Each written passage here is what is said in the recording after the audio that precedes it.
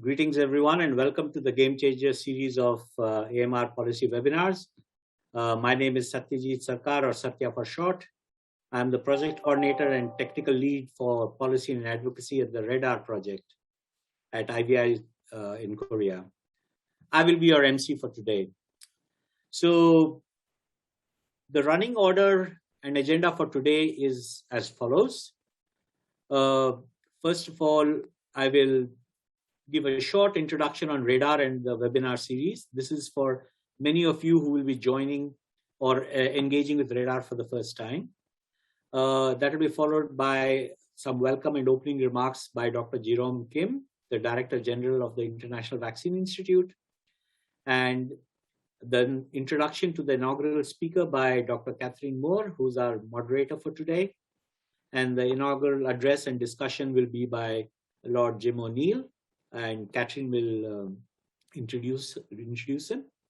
There will be a brief Q&A discussion between Catrin and Lord Jim. This will be followed by two kind of sets of Q&A sessions. The first part will be for about 15 minutes with national, regional, global AMR stakeholders who have joined us, and another session following that, or almost in parallel, will be with media persons and journalists who have also been invited, and they have registered in quite a hefty numbers. Following this, towards the end of the session of Q&As, there will be a wrap-up and key takeaways by Catrin, and she will wrap up the discussion part of the whole session. And then I will come back again to you with a small, very small feedback evaluation survey. There are only 4 questions, simple. It won't take you more than a minute. So now let me just briefly tell you about RADAAR and this webinar series. So the Regional AMR Data Analysis for Advocacy, Response and Policy, that's RADAAR, is one out of about 25 regional projects funded by the Fleming Fund. And IVI, in particular, the Department of Policy and Economic Research in IVI is the lead grantee. And we have a consortium which includes the WHONET group at Brigham and Women's Hospital in Boston, the Big Data Institute at Oxford, and the Public Health Surveillance Group in Los Angeles. RADAAR is unique in that it's the only project amongst all those Fleming Fund projects which is on the thematic domain of policy planning and advocacy. Its geographic scope includes all the 22 Fleming countries in Asia and Africa, and it uses a One Health approach to AMR, AMU, AMC.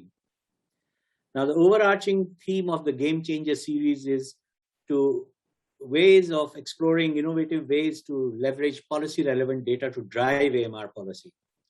And through this whole series of 6 webinars, 11 truly gifted minds working on AMR will offer their critical reflections and insights into AMR mitigation strategies from a range of disciplines and perspectives.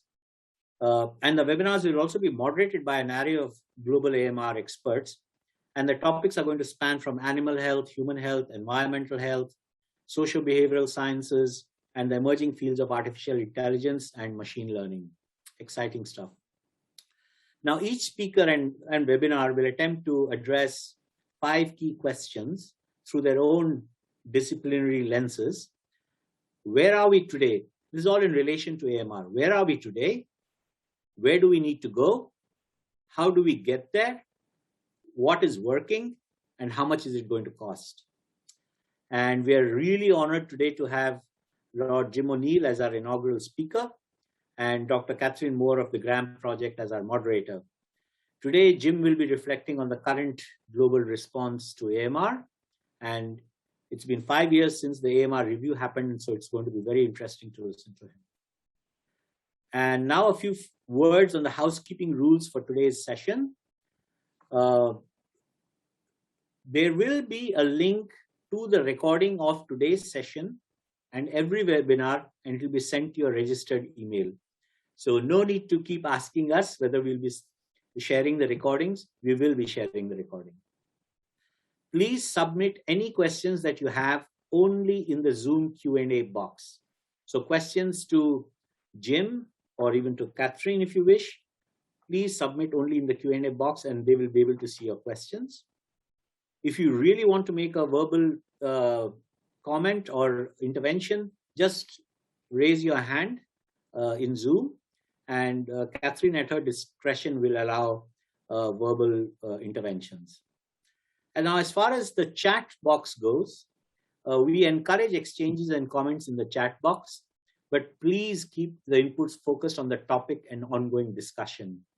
Lots of webinars we have recently experienced, a lot of distractions happen there. Let's try and avoid that. Time is short. It's only a 1-hour session today. So be mindful of that, and we'd be very grateful for that. We now present a pre-recording of the welcome and opening remarks by Dr. Jerome Kim, the Director General of IVI. Greetings, everyone. It's a pleasure to welcome you all to this inaugural webinar of the Gamechangers series of policy webinars on AMR, curated by the RADAAR Project Consortium and hosted by the International Vaccine Institute in Seoul, South Korea. I'm particularly delighted to welcome our eminent inaugural speaker, Lord Jim O'Neill, former chair of the landmark AMR review and co-author of the book, Superbugs, An Arms Race Against Bacteria. It has been 5 years since publication of the final report and recommendations of the Global Review on Antimicrobial Resistance, and it's time for critical reflection on where we are today, where we need to be going, and how to get there. I also welcome Dr. Catrin Moore, Research Group Leader at the Big Data Institute at Oxford, leading the Global Burden of Disease and the GRAM Project, who will be the moderator for today's session. Antimicrobial resistance already poses enormous burdens on society, to healthcare systems and economies, and this burden will likely only increase. Indeed, the O'Neill Review estimated that inaction could cause 10 million deaths by 2050 and cost the global economy $100 trillion, a particularly harrowing prediction for the low and middle income countries. Stopping the emergence and spread of AMR is a complex technical and a communication challenge. Some scholars have described AMR as wicked or even super wicked. It's also been referred to as a silent and faceless pandemic, quietly sweeping across the world and posing a clear existential threat to antimicrobials, the very bedrock of modern medicine as we know it today. Worldwide, low and middle income countries today appear to be relying heavily on antimicrobials, especially antibiotics, to ensure medical, nutritional, and economic security. For example, imprudent and large-scale use of antibiotics is being substituted and compensating for the lack of universal access to clean water and sanitation, which cause the bulk of diarrheal diseases. Similarly, the misuse or overuse of antibiotics in animals as a prophylactic measure and growth promoter is driving a Faustian bargain, improving meat production in the short term, but undermining the usefulness of our current antibiotics and accelerating the time to judgment, the dire consequences predicted in the O'Neill Review. Furthermore, trade and travel in a globalized, interconnected world have ensured that almost every instance of drug resistance in a pathogen, which may have emerged in only a single country, has subsequently spread internationally at very rapid speed.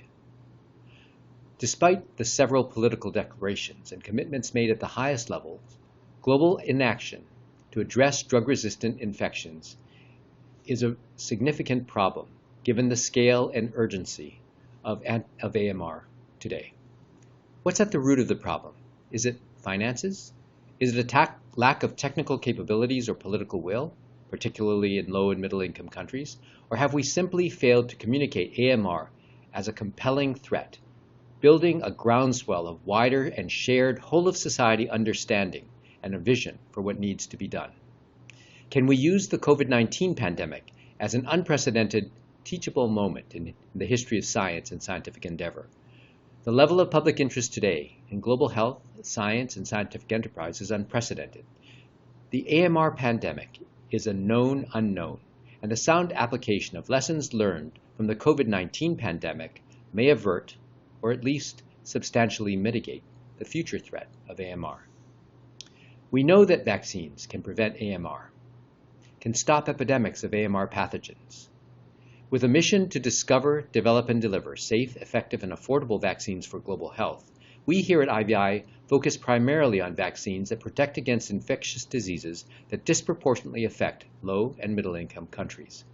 IVI's work on vaccines for AMR priority pathogens includes Group A strep, typhoid, non-typhoidal salmonella, Shigella, tuberculosis, and Staphylococcus aureus. The stellar cast of AMR experts and thought leaders assembled by the RADAAR project for this series of policy webinars aims to provoke and catalyze critical reflection on the ways and means of stopping the emergence and spread of AMR. We hope these webinars will also catalyze innovative or even disruptive new approaches and thinking for the global response. I thank you again for joining this inaugural session of the RADAAR series of policy webinars.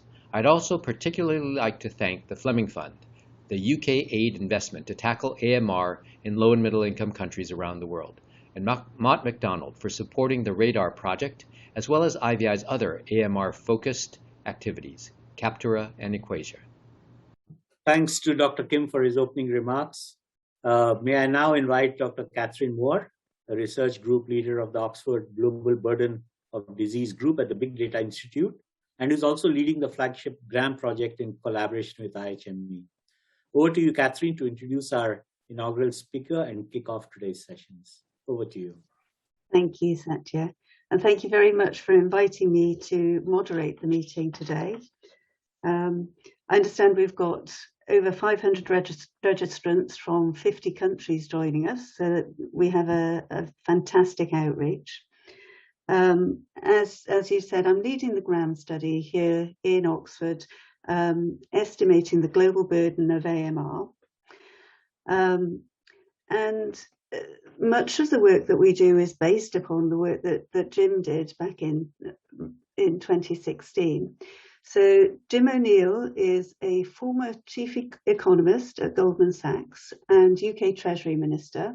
He's the former chair and current senior advisor at Chatham House and a member of the Pan-European Commission on Health and Sustainable Development.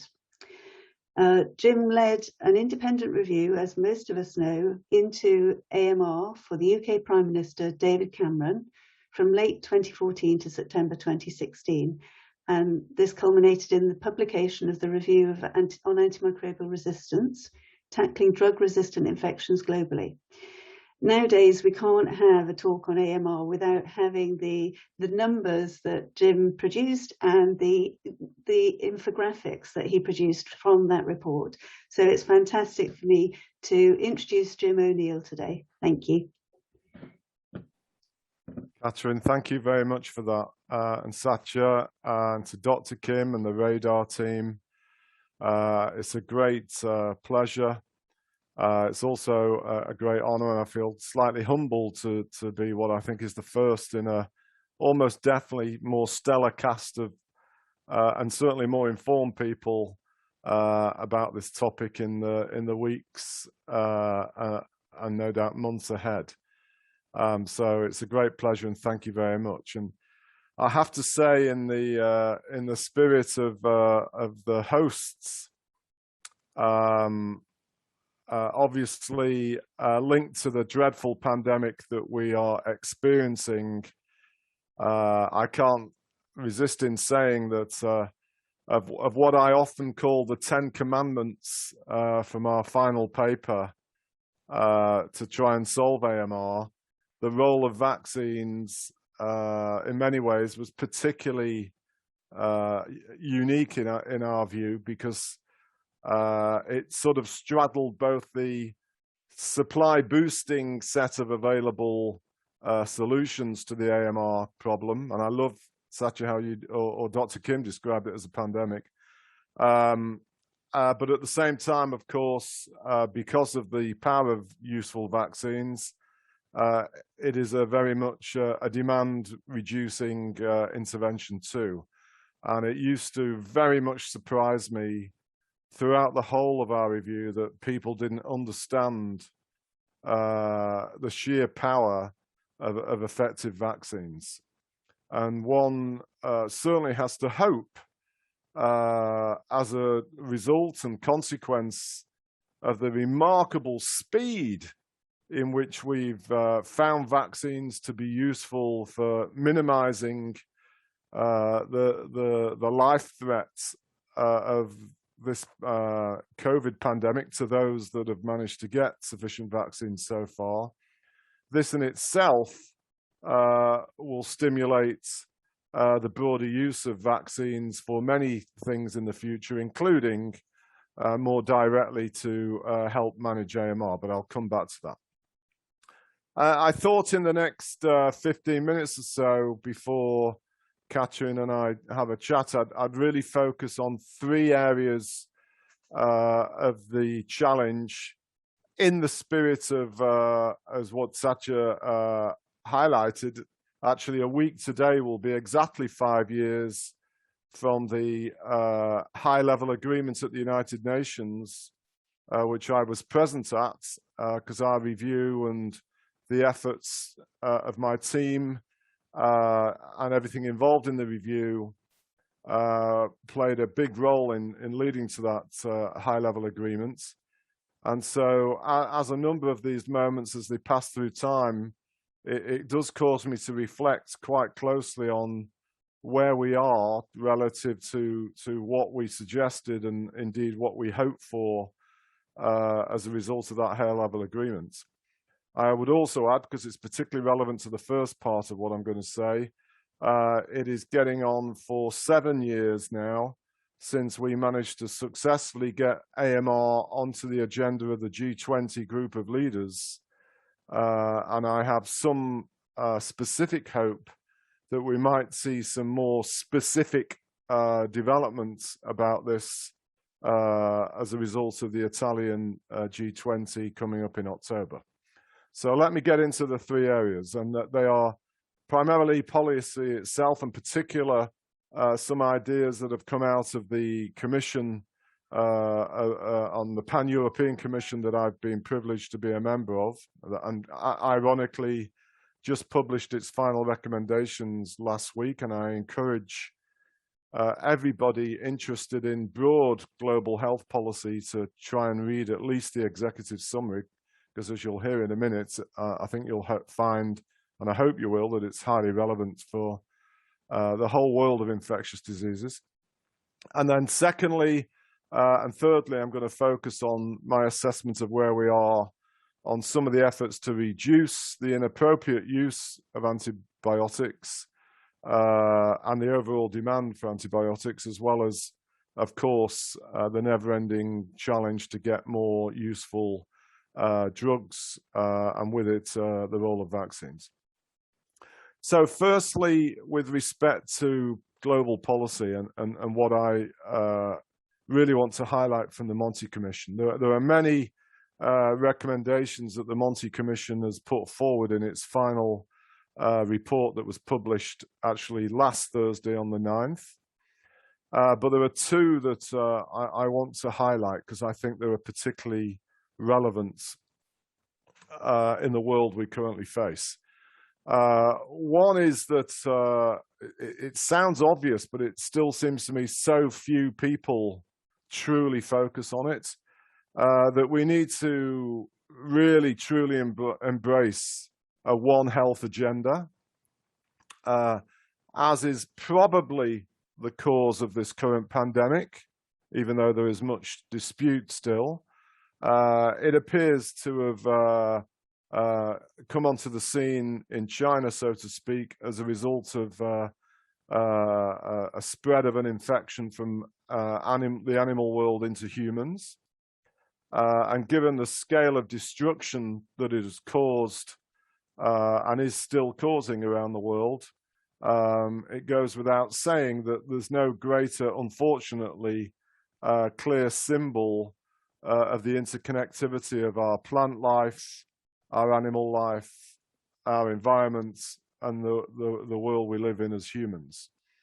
And actually, to show the strength of how I feel about it, one of the ideas I had for the Monti Commission, which did not actually survive because it was seen as probably too ambitious at this moment in time, and possibly therefore likely to diminish the focus on some of our other ideas, is what I would describe as a WOHO.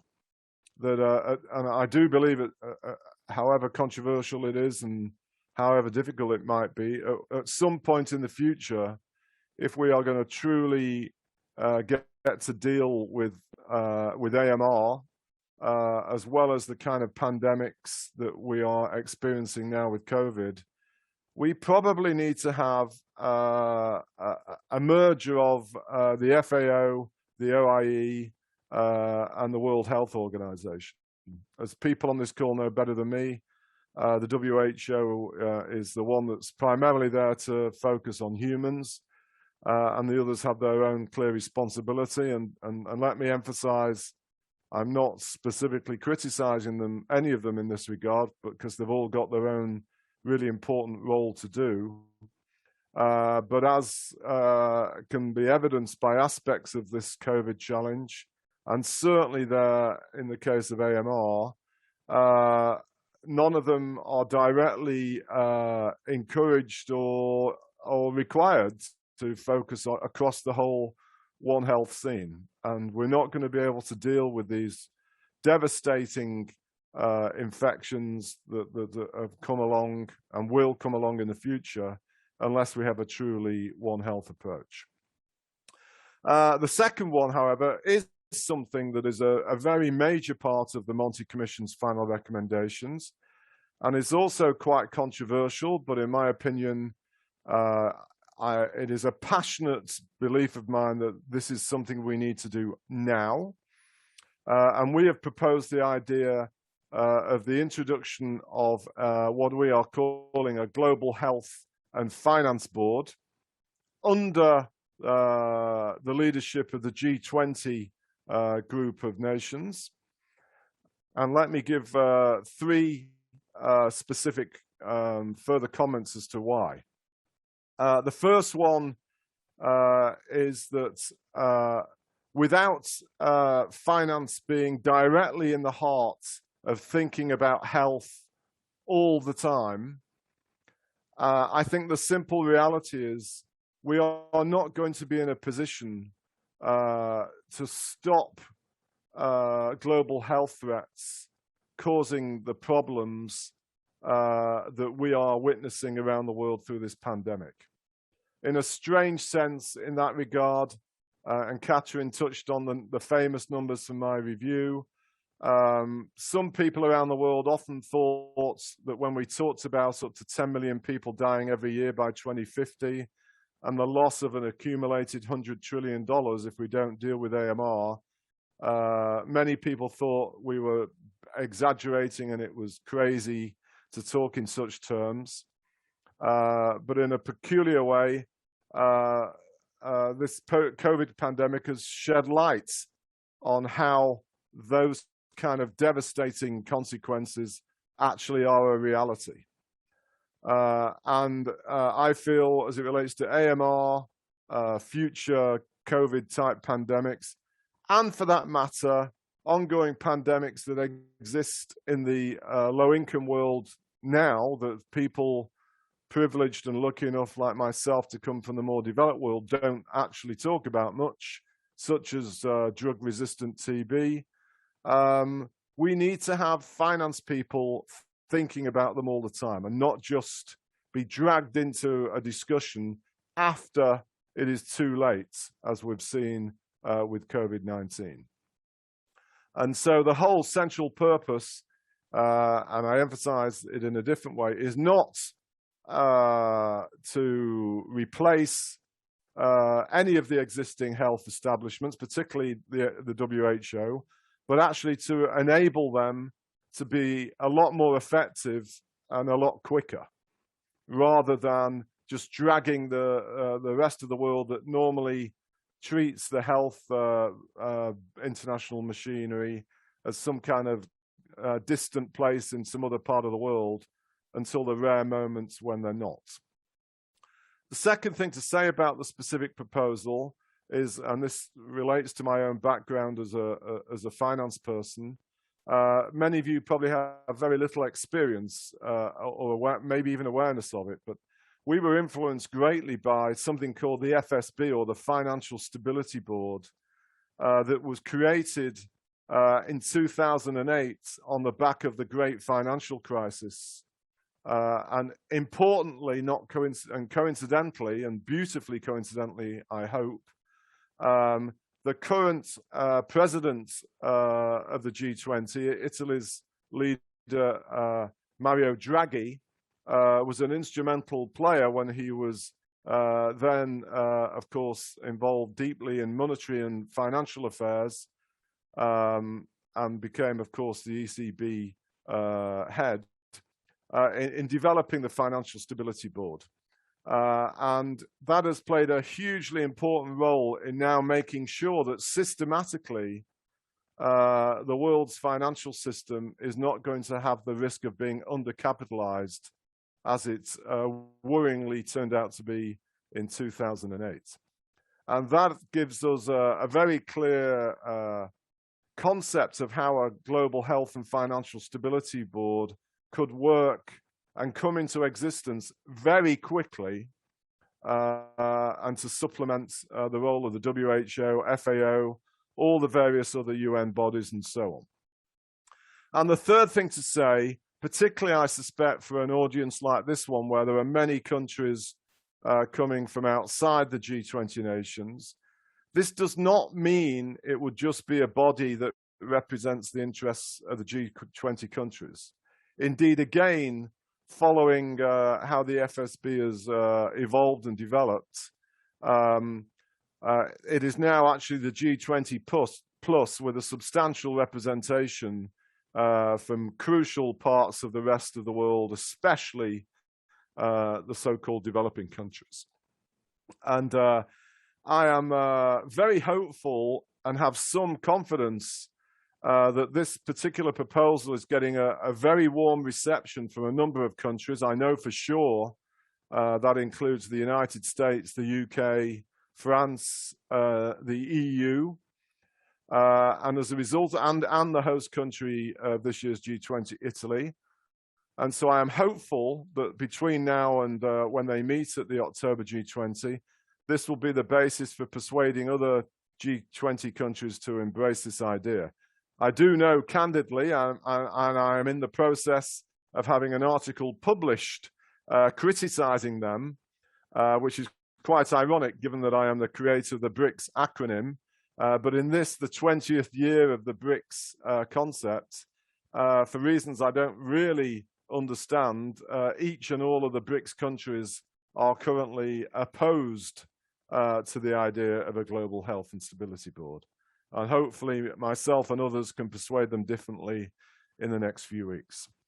I will go from this to the other 2 points very quickly because of the time, but I just want to emphasize as I do it, again, that I truly believe in order to have a world where we properly deal with the threat of antimicrobial resistance, as well as other truly global, shocking economic and financially consequential infections, this is something that is now we need. Moving on from that into a broader assessment of where I think things have gone on some specific ideas, let me first quickly focus on the demand reduction side. And those of you that are familiar with our reviews recommendations will know that we split our recommendations into, because of my background as an economics person, into those that would reduce the demand for antibiotics, particularly the inappropriate demand, and those that would boost the supply. And I have to say, starting on a note of slight encouragement, as I reflect back 5 years later, there appears to have been some pretty good progress, not equally around the world, and more clear from the data we have, and hopefully in this regard, by the way, the Fleming Fund is already starting to help some countries have greater data capability just to analyze these kind of things. But it seems clear to me that in a number of parts of the world, there has been a notable reduction in the inappropriate use of antibiotics in farming. It is very clear in my own country, the UK. Unfortunately, we are not the world, and in that sense, because of the truly global connectivity of the AMR challenge, as UK policymakers themselves realize, and many people that focus on this, as good as that has been, it's not going to solve the global problem. Rather more importantly in that regard, and to my somewhat surprise, the United States has made a significant degree of progress in reducing the use of antibiotics in animals too. And that is something, frankly, I would not have expected, and is partly to do with the ongoing changes of consumer habits and a great push by those involved to encourage more sophisticated diets and more awareness amongst food consumers. And I have to say, in the same spirit, although the data is not clear to me, but also a little bit to my surprise, in places like China and India, there has been a conscious effort to actually ban the inappropriate use of certain last-in-line antibiotics like colistin for the use in agriculture. And that is something that we did specifically recommend, but I wasn't particularly persuaded that those countries would manage to have the courage to do so. So that is in some ways one of the more surprising positive developments. What is not so encouraging, if I quickly connect all the other demand-reducing proposals, and I'm going to relate them to a core thing that I think Dr. Kim touched on, in that part of the ongoing dilemma about AMR is that it's a sort of slow burner or a slow killer, unlike COVID-19. It is not something that appears on the main TV news in any country around the world every night. And part of, and why, and amongst why the AMR challenge is so intellectually fascinating, trying to get the proper attention of all 8 billion of us around the world and our policymakers requires still a more sophisticated public relations or public information campaign.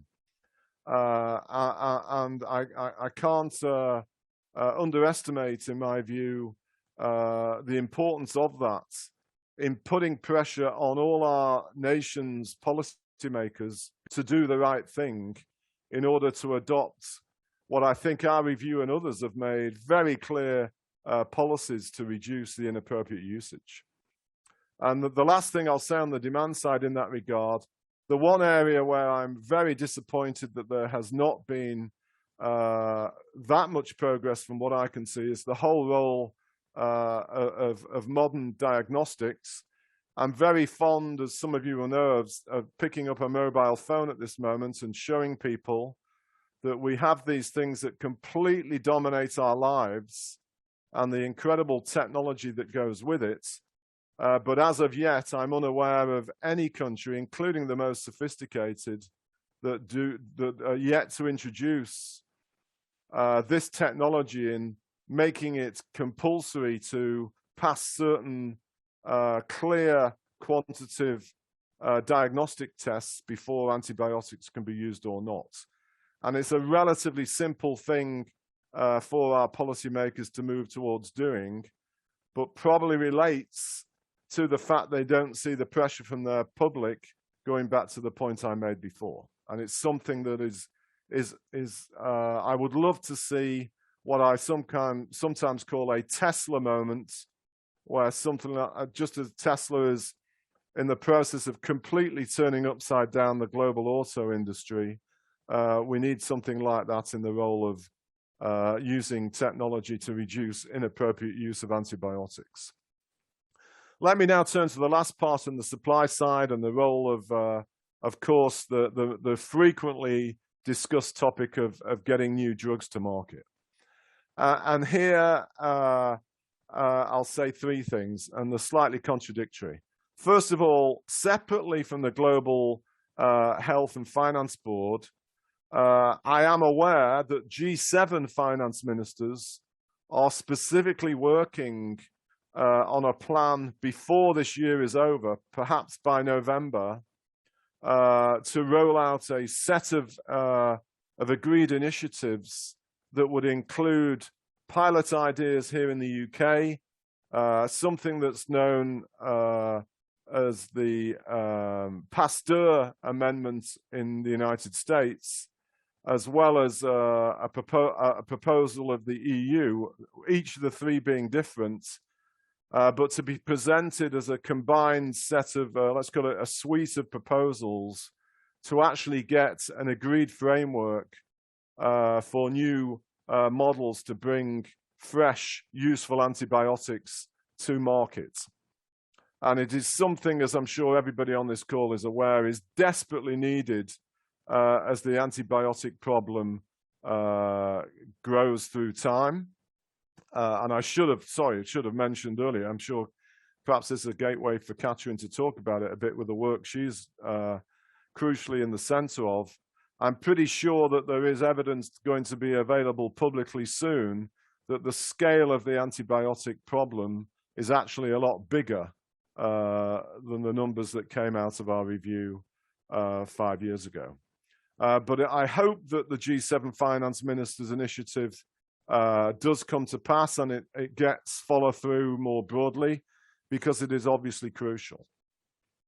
Let me say, however, in coming towards the end of my formal comments, and apologies if I've gone slightly longer, that as important as the focus on new antibiotics is, as I often used to say towards the latter days of our review, it's not going to permanently solve the problem, because of course these things are very clever and eventually they will become resistant to whatever new drugs. So we have to combine it with all the other ideas that my review and others have suggested, including a greater use of vaccines. And I deliberately want to finish on this for now, at least, because of our hosts, and why I said at the start, to reiterate what we tried to make clear in our review, if we can find more effective vaccines, and this is something that I tried to persuade the UK as this year's G7 host to push as part of its own proposals for global pandemic preparedness, if we can go from this crisis we're in today, where more people have realized vaccines can be useful, to rolling out more effective vaccines, particularly in the use for when it's actually necessary for disease prevention in animals, but also for fighting drug-resistant TB and other obvious challenges, then in itself, it would reduce the need for any antibiotics for illness prevention as we go through time.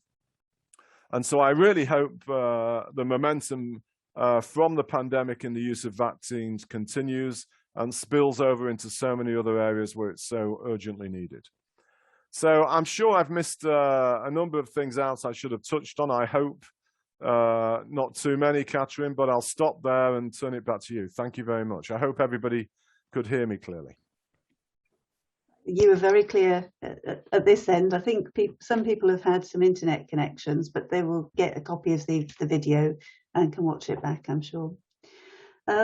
Thank you very much. So I have a few questions. I have some, and the audience have some questions for you, Jim. They might be ones to sit and think about. I better get a piece of paper out to write them down then. I wanted to think back to your first review on AMR, and thank you for mentioning our study. I won't give out numbers. I'm giving a talk in a few weeks, so that's hopefully by mid-October we'll be able to release those numbers. You might want to just tell this big group, Catrin, what it is you're planning to do, though, without giving anything away. Yeah, so our first publication will be estimating the global burden of AMR in 2019. What it will do is give lower and upper estimates rather than just a single figure. So those who, with our modelling process, those who die from resistant oversensitive infections as you and many others have done, or those who die from resistant infections compared to no infections, as the American CDC have done, which gives upper and lower bounds, really. And they're going to be a little bit higher than yours because we have a lot more data.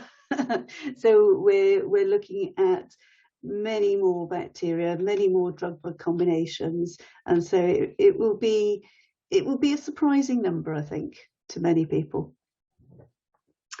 So thinking about your review, what do you think has had the highest impact on AMR from that review? You know, you had the 10 pillars. What do you think really has had that highest impact? Gosh, that is a question that I probably should reflect more on, although it is not the first time I've had it. So I'll give you not a contradiction, but a contrast. So based on the amount of talk and noise, almost definitely about the search for new useful drugs. I can't begin to emphasize enough on the number of meetings and calls and conferences I'm asked to participate in, which are all about new drugs. Mm-hmm. And a lot of the stimulus around that came from some of the specific proposals we made, in particular, what we call this idea of a market entry reward to essentially give a very large prize for the successful producer of new drugs. But to be, and now turning to my often, or should I say occasional bluntness, I'm shocked about the relative amount of talk compared to actual progress. And for somebody that comes from the world that I've come through, it is quite surprising how people can talk for so long and so frequently with so little actual progress. And it's very frustrating. And I guess part of the issue is because it's about money at the end of the day. And this goes back to why, another reason why I think we need something like a global health and finance board, because we need to have policymakers not just occasionally focused on it when something happens to fall in a minister's in tray, but it needs to be part of their DNA. The contrast, which I touched on, is actually on the agricultural side, and I wouldn't have thought I'd be saying it, but you know, I go back to, I think I might get my years mixed up here, but I think as early as 2018, the G20 first agreed to ban the use of antibiotics for growth promotion, which of course was a recommendation of ours. But as we came to that recommendation, we knew there was considerable opposition to that notion in the United States. And we didn't dream that a number of big emerging countries, including the likes of Brazil, would ever support such a proposal, given the importance of food production to their economies. But that did happen, I think, in 2018. It might even have been 2017. But more importantly, even though doesn't mean to say countries necessarily follow through on it, quite a few have.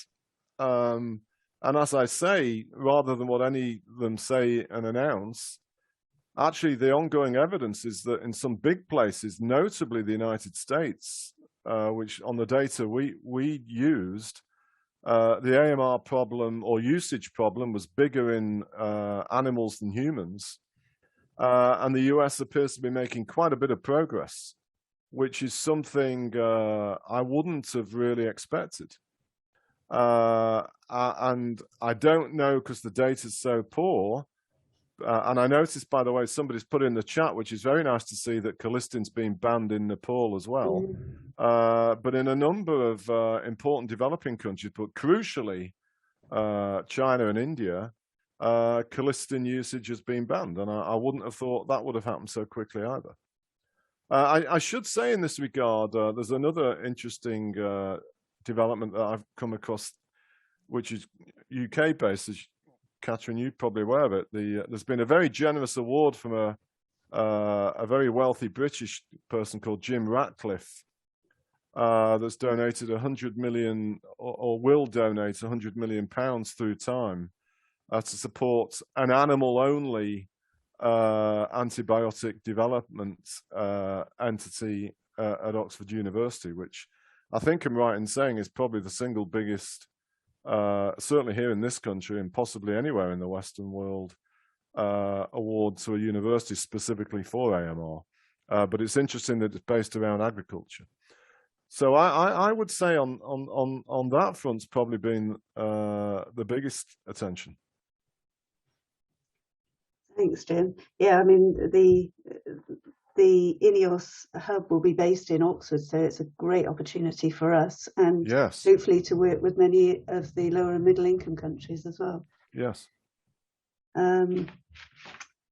So you've touched, or you've talked a lot about being able to provide money to support this One Health approach. Yeah. There are lots and lots of questions from people about this. I have lots of questions myself. Not surprising. You know, it's a fantastic idea. The implementation of that idea and of many, many ideas, as you said, have taken a long time and actually haven't come to fruition even over the last 5 years. Yeah. So how do you think it will be possible to get that funded and implemented to build the health system support globally, particularly in lower and middle income countries where it's desperately needed? Yeah. This question opens up some other sort of philosophical ideas that relate to it in my head. So I apologize to you all in advance, especially if any of them might be misinterpreted and people get offended. You know, the first thing I would say candidly, as remarkable as some of the established global health organizations are, and I notice in the chat, I haven't had a chance to read it, somebody talked specifically about the global fund, and I know Peter Sands well, who's the current head of it, and I'm a big fan of Peter's. He's one of the most astute and aware people I've come across in the global health field. But frankly, there are so many of them.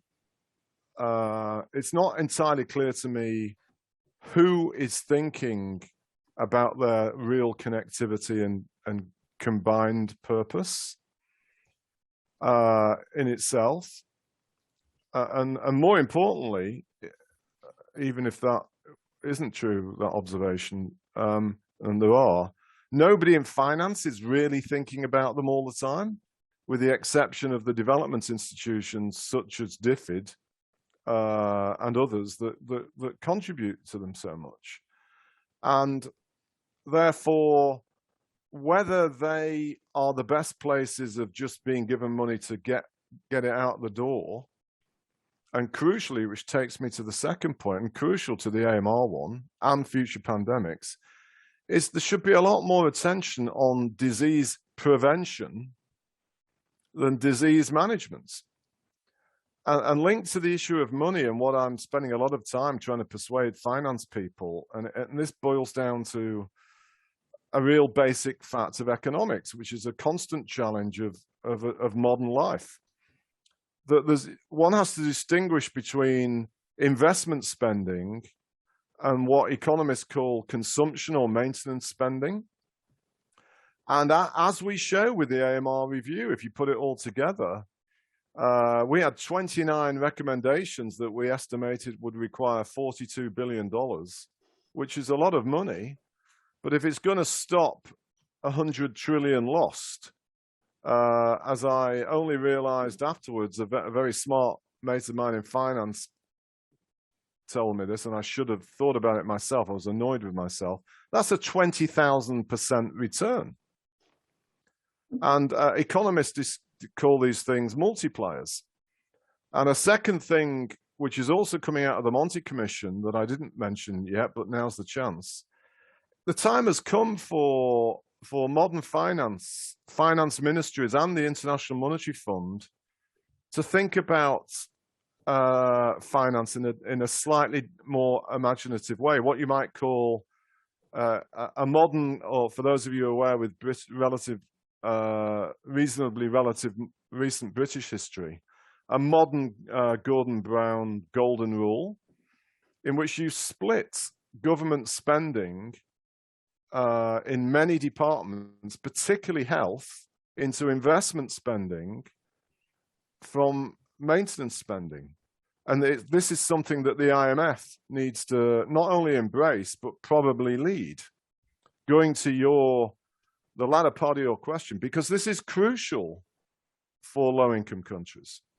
When I look at the finances of some low-income countries, or not so low, I'm going to use India as an example, the scale of the basic challenge they need on investment spending to deal with infectious disease in India seems to me to probably be ginormous.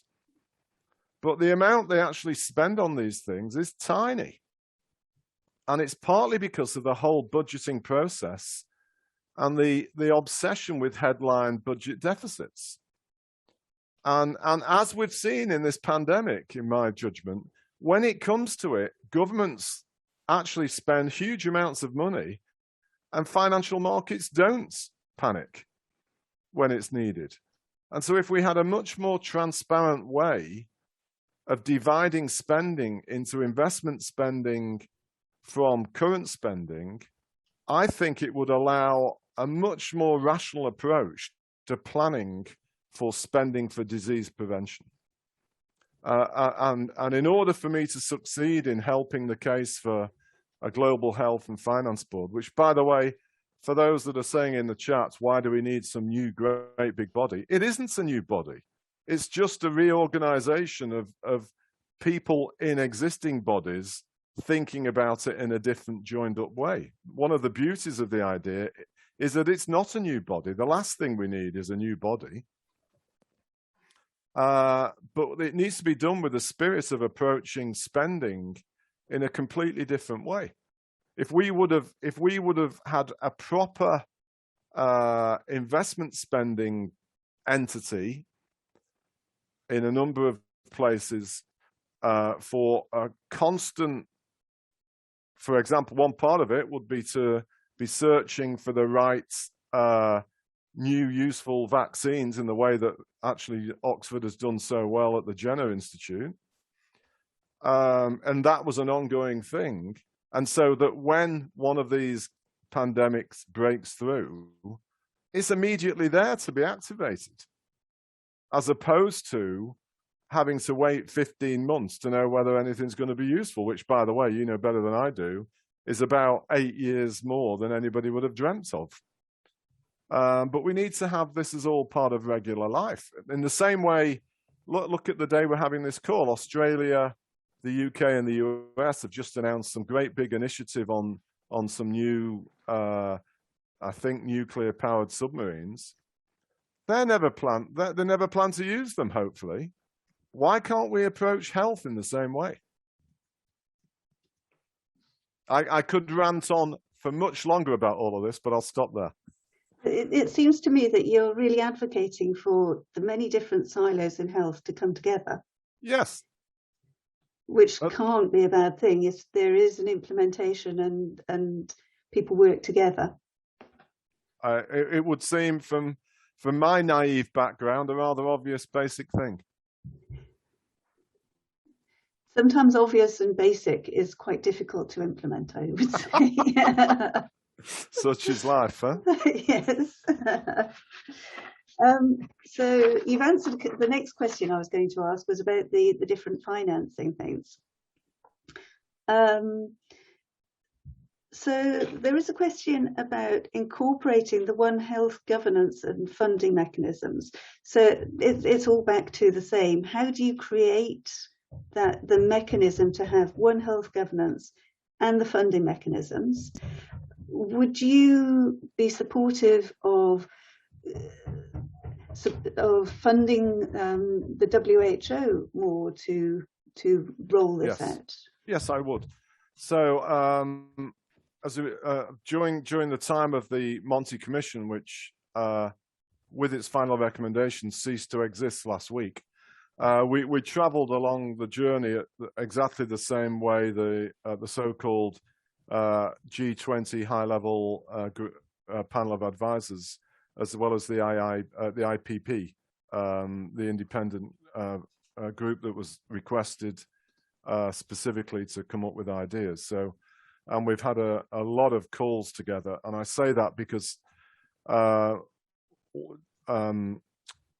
John Arne Rottingen, become a good friend of mine, who's in the centre of the high-level panel, as I'm sure you may know, Catrin, but others on here will, specifically led the effort from that group, and it was essentially embraced by the IPPC, to recommend what he describes as a burden-sharing system for contributing to global health. And another slight mystery to me in this sense, when I really stand back from it at 40,000 feet, what on earth is the WHO voluntary financed for? You know, we don't have a voluntary financing of the IMF. Mm-hmm. You know, it doesn't really make a lot of sense. And it seems to me, yes, it may oblige some countries to spend budgeting wise currently more than they do, but in the big picture, it doesn't make any difference.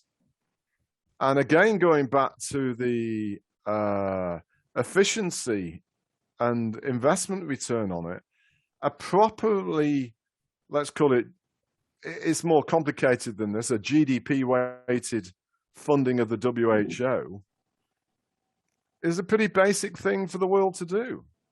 You know, you can in the current controversies about the WHO's role in the pandemic, you know, those that don't contribute can't really have much of a voice in criticizing. And you can only really hold it truly to account if it's structured and financed in such a way as well.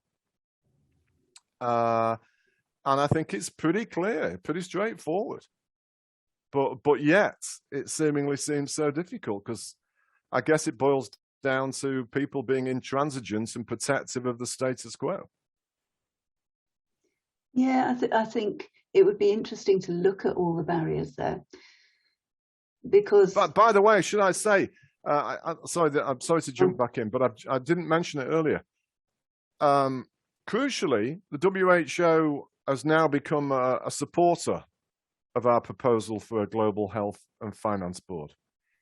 And again, speaking in the perhaps occasionally overly candid way I sometimes do, it is the case, it's important for me to say in this regard, when we first suggested the idea, they were not in favor because they were fearful it would be limiting the WHO's supposed independence. But now, when they've understood more specifically what we're really proposing, Tedros and his team have come out as a supporter. I can't see any negative impact there. If the WHO gets funded more and we're able to support lower and middle income countries better, then it has to be a win-win, I would have thought. You would have thought so, wouldn't you? Okay, so there's a message from the team at IVI. This is extremely fascinating, which is good. But we may run over time. Are you okay to carry on, Jim? Or I would have to stop I'd have to stop at 10 past if that's okay. Okay, so we carry on for another 5 minutes, and then Satya can. I'll sum up, and then I'll pass back to Satya then. Lovely. So something that's dear to my heart, or a couple of things that are dear to my heart. One is diagnostics and getting diagnostics into the countries where they're not available. Yeah. But the other also is something that came up in the Commission report was about data sharing and being able to share the data. one worry that I have is knowing how good that data is that's being shared. And would it be possible, is there funding within the system to build the capacity in more countries than the Fleming Fund has been able to reach out to have good data to inform the WHO and other bodies? I would imagine one of the most early initiatives that a global health and finance board would propose itself and help implement is exactly this. Mm. Because if you're going right back to the core of our review and what you're essentially touching on, and I hadn't specifically mentioned this part, and unless you've got really accurate surveillance data, then the rest of it is sort of putting your finger in the air. And so, yes, of course. And I think that is, it's interesting as an aside to this, and I indirectly touched on it. I was invited to be on an advisory group for the UK's G7 health process in the build-up for its Cornwall meeting. And we were given specific guidance, all geared around creating a world where you can get 100 days for vaccines from start to end, which was rather ambitious, to put it mildly. And annoyingly, and again in my blunt way, I told Patrick Vallance I thought this was crazy. We were told to not focus on surveillance. And I said, well, that's ridiculous, because that's the most important part. But luckily, the reason why is because Jeremy Farrar, the head of the Wellcome Institute, was specifically working on a proposal for that. But of course, the first thing that a global health and finance board would have to do would to make sure we've got a proper, connected, focused data institute that's helping and giving support to the likes of the Fleming Fund. I mean, I've got a lot of inside information, I guess, there, and thoughts about that. So this is a question from the floor, actually, that came in earlier, where they were asking how universities can play an active role in combating AMR. Particularly, they're working in Sierra Leone, and the Fleming Fund is based there, but they're working with or implementing through the FAO and the WHO rather than the universities that are actually in the country. So is this again siloing, and should we be more inclusive with that? I mean, it sounds like the answer to that is yes, it should be. But actually, I'm glad this question came up, because when you asked me earlier about the positive things, and this is purely a UK observation, but I suspect it might be true more broadly.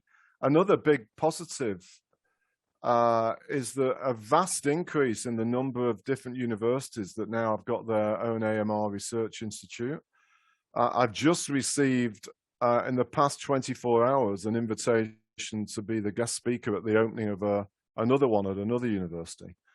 And in the whole obvious spirit of why universities exist, most of the best ideas about anything in life come out of research from independent-minded universities. So, of course, whether it's Sierra Leone or the United Kingdom, we've got to do as much as we can to make sure research at universities is funded to grow, and which was another one of our recommendations, of course, and I think there is some progress taking place. Okay, great. There is another question about how the policy can bring the inclusivity in research as well. I'm not entirely sure what that question, I've just seen it myself. I'm not quite sure what it means by inclusivity. Can mean many things these days. I don't know if Unas wants to type in quite what they really mean, but the answer is obviously yes in a broader sense, but I'm not quite sure what it specifically means. Are we able to bring Unesu into the conversation to ask the question? I'll answer the one that comes afterward while we're waiting, shall I, quickly, about yeah, please do. Civil society and NGOs. The answer to this is no, it's not. It goes back to what Dr. Kim raised and I touched on. in many ways, this might be the biggest problem still facing AMR. Not enough people talk about it. Not enough people know that it's a problem. I think it's in some parts in this country, in the UK, it's become a lot better. But it's still, as you know, Catrin, it's still not huge in the United Kingdom. And I think civil society and NGOs can play an enormous role in that regard. I should add, if there's any well-intentioned philanthropists on this call, a very important, successful documentary maker approached me 6 months ago that actually wants to embark on some very big global public awareness campaign. But she needs funding in order to do so. That sounds like a fantastic opportunity. I mean, one of the first pillars in the GAP, which was written, as you know, a number of years ago, was to increase the visibility of AMR. Yeah. And for that, we really need to communicate with communities and really get the word out there. So it looks as though, I don't know if I'm saying the name right, UNESCO is able to join. Can you turn your video and mic on, please? I've turned on my micro. Hello. If I turn on my video, it might affect my connection. I was really talking in reference of North-South cooperation. We tend to see the technology development progress much faster in developed country institutions, and at the detriment of progress that can be made in collaboration with developing country partners. So that affects or demoralizing capacity development negatively, and it sort of can spiral us downwards in terms of eventually how we can also adopt and assist in by providing our own perspectives, with the way that we see factors that are important to include. So that's what I meant. Sorry about being clear. No, I understand. Let me say 3 parts of answering that very quickly, if I may, given the time, one of which you might not like, so I apologize. The first answer is obviously yes. And I think I'm right in saying, as it relates to this pandemic and what it means in terms of preparedness in the future, there is actually quite a bit of momentum. And again, I know the UK is quite heavily involved in it, but other countries too, of trying to help facilitate vaccine manufacturing production capability in Africa, which, if that were the case, would be an enormously positive consequence of the famous phrase, never let a crisis go to waste, because of course it's true. Second thing, and this is a bit that might be annoying, the reality is most of the greatest powerful, just as we're touching on, powerful research and inventions either come from universities or biotechs. And the reality is most of those are in the West or in the most developed countries. And the way I really see it is, and this goes to my broader historic work in, and why I was asked to do in the review, the world of developments, in that, countries have to really think more carefully, and if we have a better budgeting system for investment spending than they could, of what is going to do to help them advance and develop.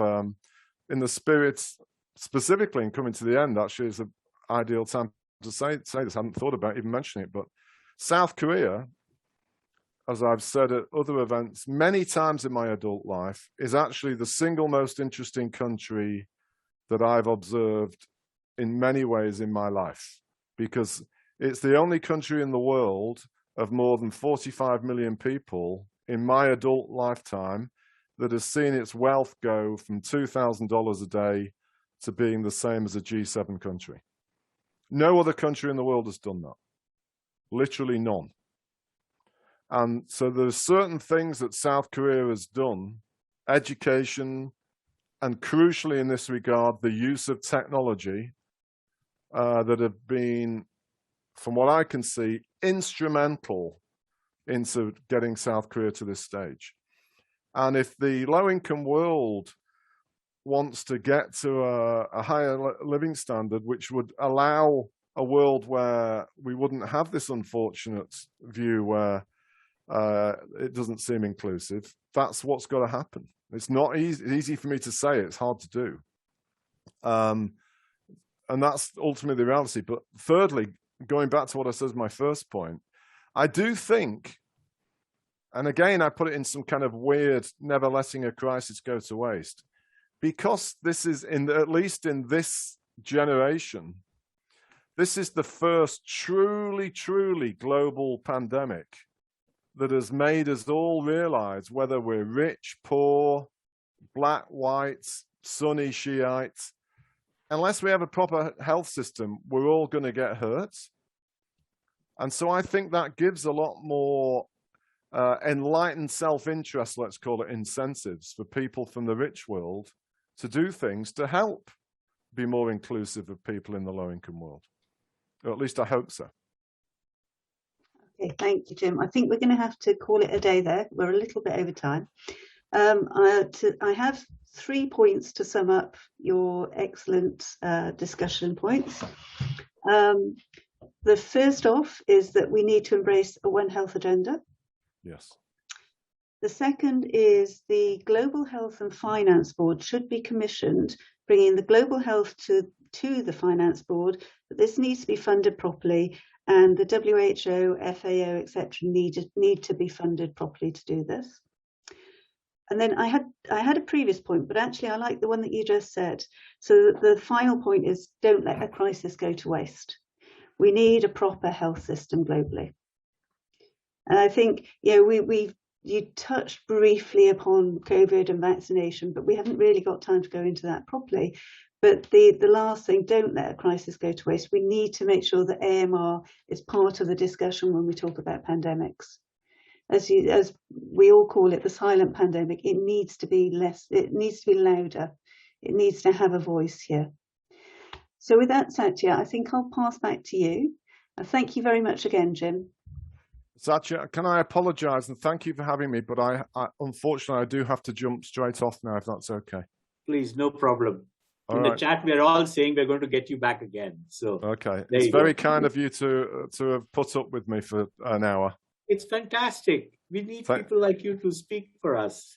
All right, Cheers. take care. Thanks. Bye-bye. Bye. Bye.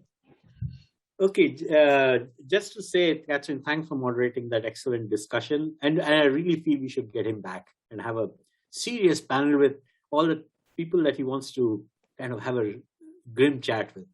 But if I may, Jiong, could you please bring up the small poll that we have, and we request all participants to please just give us your feedback. There are only 4 questions. It won't take you more than 30 seconds. Okay, and you just have to scroll up and down and just click on the buttons that you feel are most appropriate. And while you're doing that, can I just also very much thank Catrin for moderating this and agreeing to moderate this. And we'd also like to tell everyone that Catrin herself has got a session, I think, on October 15th or thereabouts. And to all participants, please spread the word if you enjoyed what you heard today. This is only the first of the 6. And people have to register for all of them. Not all of them. There are chunks of them that they have to register for. So we really do hope that you will register for it. And also, I would like to thank the whole team that is invisible and behind which made this whole thing come together. So the next one will be on 23rd September, and then where we hope to have John Stelling from HUNET, and we also have David from Big Data Institute. So they'll be talking about AMR surveillance, past, present, and future. And hopefully it'll give both a perspective on the past as well as looking ahead. So Jiong, are you happy with the number of polls you might have received? More or less, yes. Okay. So you've called it off right now, so we can close if we want. Sure. Okay. So thank you everyone for joining. We went a bit over time, but this was our first, shall we say, a big webinar. So we are also going to learn from this. But for sure, with all your participation and all the support you've given us in promoting this, a whole bunch of people, especially the country grantees in the Fleming Fund group, they have really supported us in promoting this, and also some other partners whom we consider partners. They're not official partners, but they're partners in spirit. So thank you very much, and hope to see you on the 23rd. Thank you, Catherine. Thank you, the team. Bye.